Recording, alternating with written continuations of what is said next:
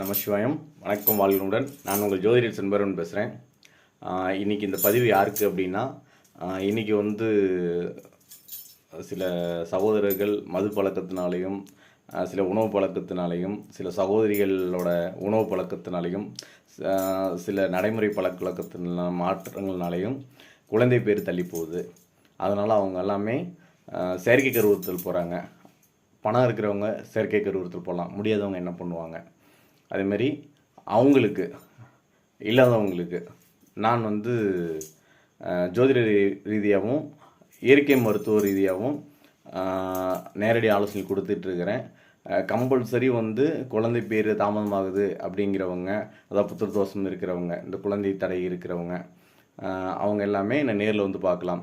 வரப்போ கணவன் மனைவி இருவரோட ஜாதகத்தையும் எடுத்துகிட்டு நேரில் வாங்க.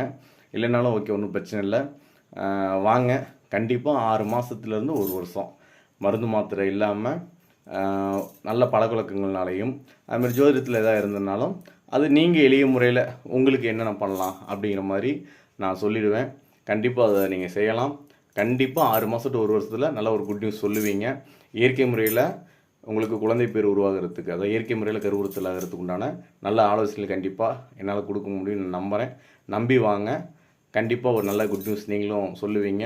உங்களோட தலைமுறையிலும் நல்ல வருவாங்க அப்படின்னு சொல்ல வரேன். பணம் பெரிய மேட்ரே இல்லை. நடந்ததுக்கப்புறம் உங்களால் முடிஞ்சது பண்ணுங்கள். சரிங்களா? வாழ்வு வளமுடன். எல்லாம் நல்லா இருப்போம். நம்பி வாங்க, சந்தோஷமாக போவாங்க. வாழ்வு வளமுடன்.